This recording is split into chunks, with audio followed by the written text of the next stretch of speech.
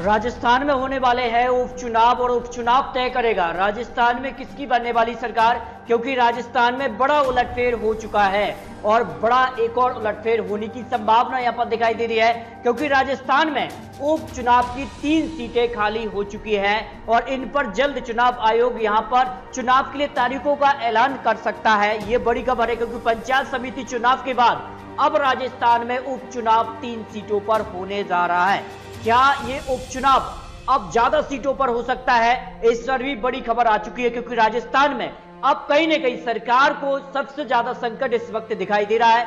जो बड़ी खबर यहां पर निकलकर आ रही है, राजस्थान के लिए 3 सीटें फिलहाल खाली हैं और यह अनुमान लगाया जा रहा है, और जो बड़े एक्सपर्ट है जो अब यहां पर राजस्थान की जो गलियां हैं उनमें इस तरह की खबरें चलने लगी हैं, क्योंकि राजस्थान में कुछ बड़ा होने वाला है। क्योंकि राजस्थान को लेकर यहां पर बड़ी खबर है कि पंचायत चुनाव में तो बीजेपी यहां पर बड़ी जीत यहां पर हाथ लगी है।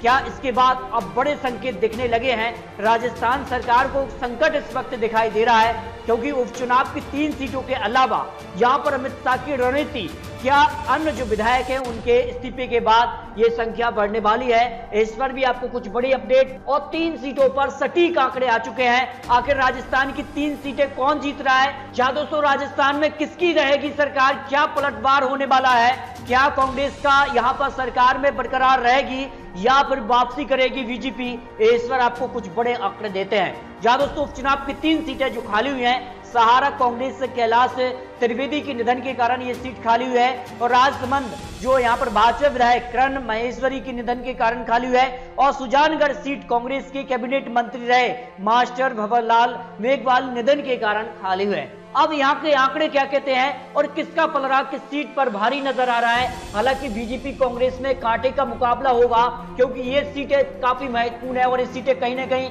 सरकार के बनने और बिगड़ने के लिए काफी महत्वपूर्ण होने वाली हैं। राजसमंद विधानसभा क्षेत्र की अगर बात करें तो 2,11,769 मतदाता तय करते हैं कांग्रेस या बीजेपी की रहेगी सरकार। क्या कुछ होगा, इस पर कुछ बड़े आंकड़े आपको देते हैं। यहां पर बात करें तो 2013 में इस सीट पर बीजेपी ने जीत दर्ज की थी, और यहां पर बात करें तो 77% मतदान हुआ था, बम्पर वोटिंग हुई थी। और यहां पर बात करें तो 2013 में जो है बीजेपी सरकार में थी, लेकिन 2018 में बीजेपी यहां पर सरकार में नहीं है, कांग्रेस ने पलटवार किया था। लेकिन यहां पर बात करें तो 2008 में भी यहां पर बीजेपी ने जीत दर्ज की थी, और यहां पर 68% मतदान हुआ था। और 2018 में जहां कांग्रेस की लहर थी राजस्थान में, लेकिन राजस्थान की सीट पर, राजसमंद सीट पर बीजेपी ने जीत दर्ज की थी। यहां पर करण महेश्वरी जो यहां पर कह सकते हैं इन्होंने एक बड़ी जीत दर्ज की थी, और यहां पर 55% यहां पर उनको वोट परसेंटेज मिला था। यहां पर बात करें तो काफी कुछ आंकड़े हैं, और अब यहां पर जो बड़े आंकड़े निकल कर आ रहे हैं कि राजसमंद जिला परिषद चुनाव जो हाल ही में संपन्न हुआ है, इस पर अगर बात करें तो कांग्रेस को बड़ा झटका लगा है। और राजसमंद जिला की अगर बात करें तो 25 वार्डों में से बीजेपी ने 17 वार्डों पर जीत दर्ज की है, और केवल कांग्रेस को 8 वार्डों पर ही जीत यहां पर मिली है। और यहां पर इस सीट पर उपचुनाव होने वाला है ऐसे में, और ऐसे में यहां पर आंकड़े अब कहीं ना कहीं कांग्रेस को चिंता में डाल सकते हैं। 2008, 2013, 2018 और अब 2020 में जो यहां पर जिला परिषद चुनाव हुए, इस पर भी बीजेपी को जीत मिली है, और यहां पर उपचुनाव में इस सीट पर बीजेपी को जीत मिल सकती है आंकड़ों के हिसाब से जो आंकड़े यहां पर निकल कर आते हैं।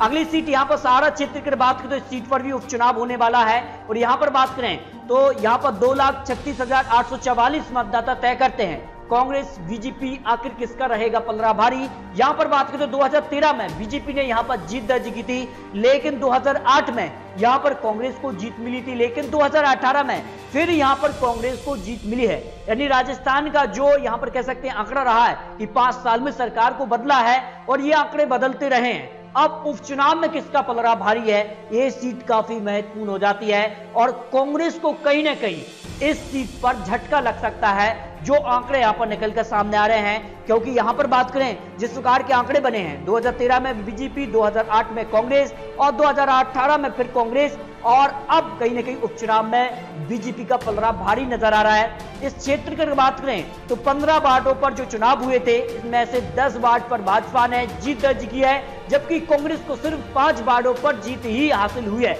यानी राजस्थान उपचुनाव काफी महत्वपूर्ण है।